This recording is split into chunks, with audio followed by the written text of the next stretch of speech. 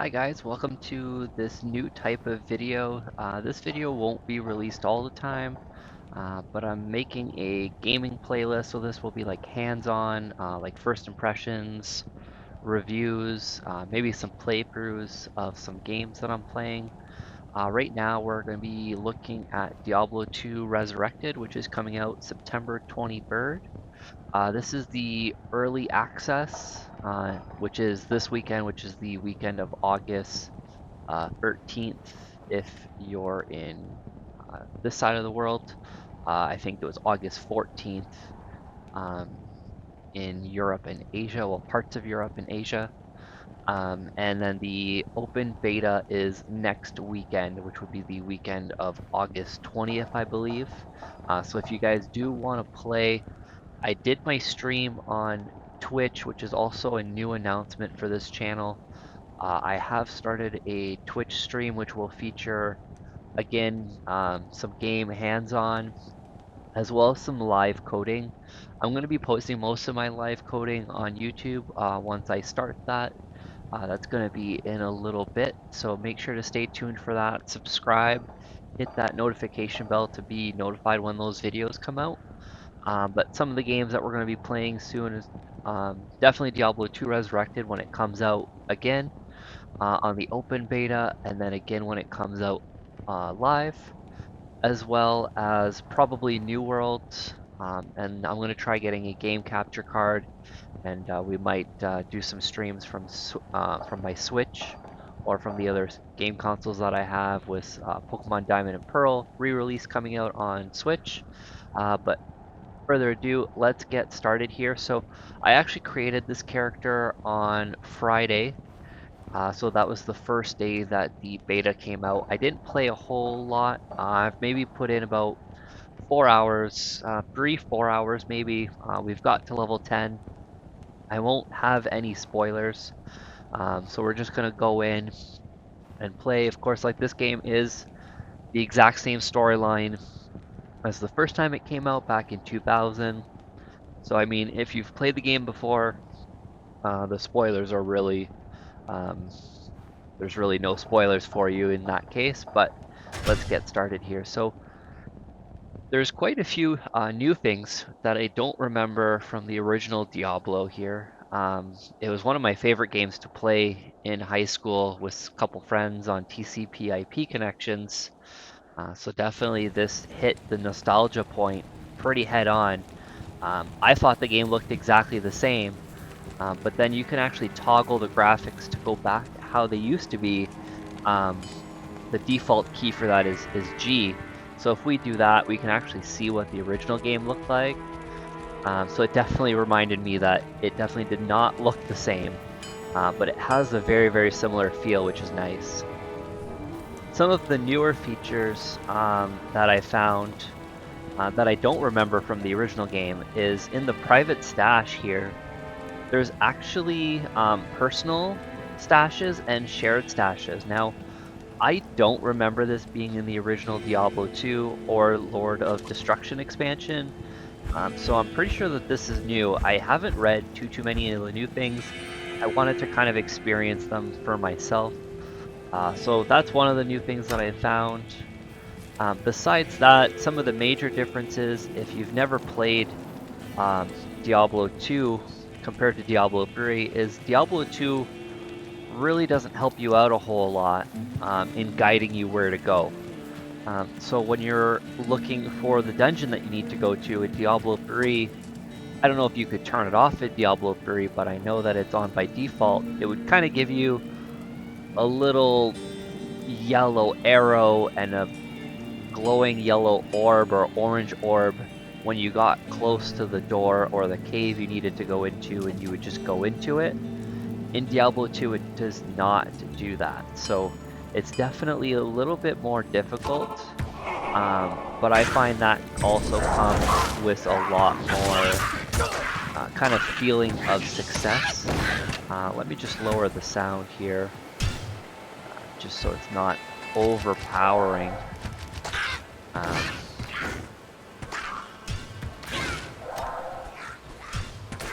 but it's definitely a great game so far in this beta. I haven't really hit any issues.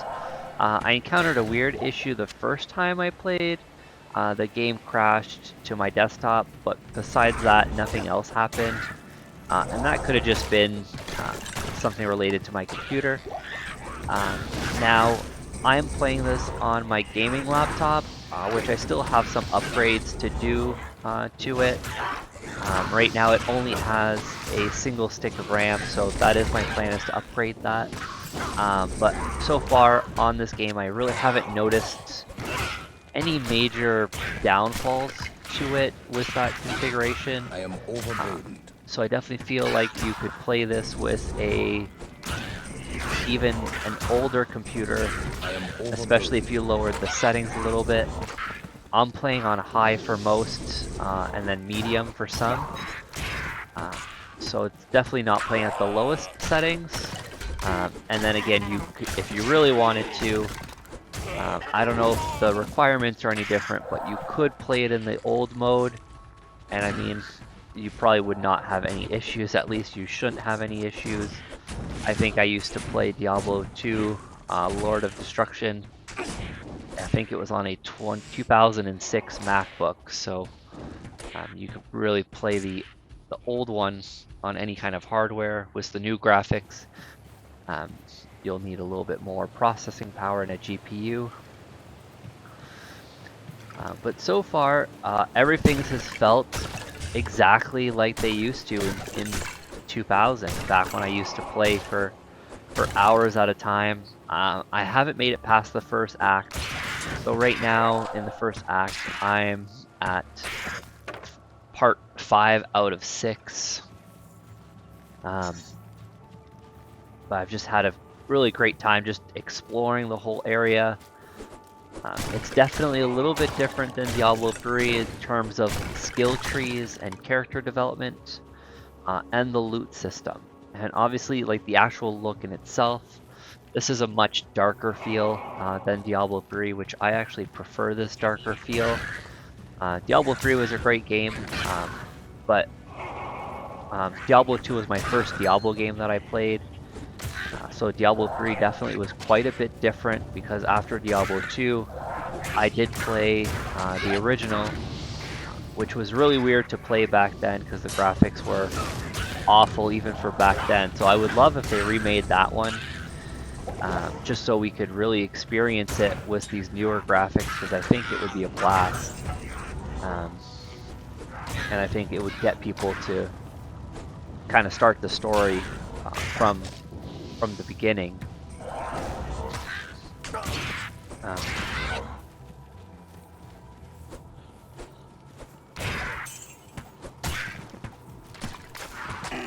And another great thing about this too, just like Diablo 3, the map is different every time.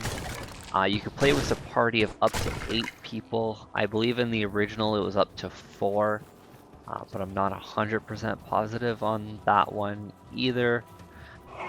The other major difference is, on Diablo 3 you were able to have quite a lot of skills mapped to button presses. In this one you can have two, like you can bind them to a function key of like F1 through F12, and that will like shortcut attaching them. But you can only have like 2 of them picked, so you can have one for your left mouse click here, so if I do this one, but besides that, and then you can have your passive or like your offensive or defensive auras as a paladin, because that's what I'm playing as right now. In the original Diablo 2 I had picked Amazon as my first character, but then I ended up really falling in love playing as the Necromancer, which you can't play as right now in the early access preview. I think in the open beta I don't think we'll get access to that either. I can't remember if they said that we would, but right now you can't play as the Assassin or the Necromancer. But you can play as Barbarian, Paladin, Sorceress, Druid, and Amazon. So you get access to quite a bit of the classes. One of the things about Diablo 2 as well is you can't really respec your character as much as you really want. There's very limited opportunities for it, which definitely means the dedication to building your character and saving your stats definitely comes in handy. And then the skill tree looks a lot different. Like in Diablo 3, you just kind of unlocked the skills as you leveled up, leaving you really no room for decision of what you want it to be. Like you could just kind of switch on the fly. If you don't like a skill, just pick a new skill. In Diablo 2, you don't really get that option. You do have to spend your skill points into the skills you want to actually use and have. So that's definitely, I find it pretty fun because you get to really build your character and really focus on building that character like you want, and it gives a lot of unique builds. Another really cool thing about Diablo 2, if you've never played, is the rune system and the socketing system. So there's a bunch of runes that you can collect in the game that you can put into weapons or armor, and you'll have weapons and armor that have sockets. Now they can have from 1 to like 3 sockets, I believe, maybe 4. I don't remember anything that I had having 4, but I remember 2 sockets, 3 sockets, and 1 socket. And what you would be able to do is you'd be able to put these runes in those sockets, and if you had a specific combination of runes in the sockets, you would be able to make like unique items. And unique items in Diablo 2 kind of replaces the legendary or like epic items that you're more familiar to in like these traditional RPGs these days. But I actually really like it. So if you had a recipe that called for, I don't remember any offhand, but if it only required 2 runes, and you had a staff that had 3 sockets, and that staff required 2 runes to make it unique, you actually could not make the weapon you wanted. You actually had to have the lower grade staff with 2 sockets and then put the specific 2 runes in those 2 sockets in order to make that weapon. So it actually made like lower class items actually pretty valuable. So you would definitely always want to pick up everything, see how many sockets it has to see if you can make a better item. So that was pretty interesting back then. I've only collected 2 runes so far. I don't really have very many weapons with sockets, and I don't really remember any item recipes, but I'm sure they're still all over the internet for Diablo 2. I'm sure they haven't really changed. There could be some new ones. I don't think we'll know till someone kind of finds out about them. But that's pretty much it for my first impressions and my hands-on on Diablo 2 Resurrected. I really enjoyed it. If you were a fan of the original Diablo 2 and the Lord of Destruction expansion, I would definitely recommend this game. It's $59.99 Canadian. But if you do want Diablo 3 at the same time, if you haven't gotten it yet, you could do like the Primeval bundle, which is $79.99, which is like basically the typical cost of a game these days in Canada, and you'll get Diablo 3 and Diablo 2, and both coming with all the expansions for them. You'll get some extra skins for Diablo 3 from the Barbarian in Diablo 2. So definitely some cool features. You still got lots of time, and if you pre-order it this weekend, you would still get access to the early access beta, which I believe runs till Tuesday. So if you go out and buy it, today is Sunday. I'm going to be posting this video today, so you could easily still get it, still be able to play the early access, and then play again on the open beta. Now you don't need to buy the game to play on the open beta next weekend, but I mean, if you want to start your character a little bit earlier for that open beta, pre-order it, get to play that this weekend, and you can play it again next weekend, continuing on the same character. The only thing to note about the early access and the beta characters, once the game goes live, you will have to restart. So any progression you make right now will not be kept. So that is one thing to mention. So if you don't want to invest a whole bunch of time, I remember I played in a few lobbies yesterday, and people were already at level 44, 26. So there's definitely people that are trying to get to the super high level. I mean, that's really cool if you want to try out the classes. Like I plan on trying out, like I never played a paladin in Diablo 2, so this is my first time playing as a paladin in Diablo 2. I think I might try a sorceress next weekend just to kind of get a feel of all the different characters before the game comes out. So this way I could pick another character when the game comes out, or pick one of the ones that I picked during the beta and just kind of redo the progress and see what else we can unlock. So that's pretty much it. Make sure to check out next weekend. I'll be having another video of the open beta. Hopefully during the open beta, I can get into a game that's a little bit more populated. Right now it's pretty early in the morning where I am, so there's not really a whole lot of activity from what I saw on the servers when I started filming.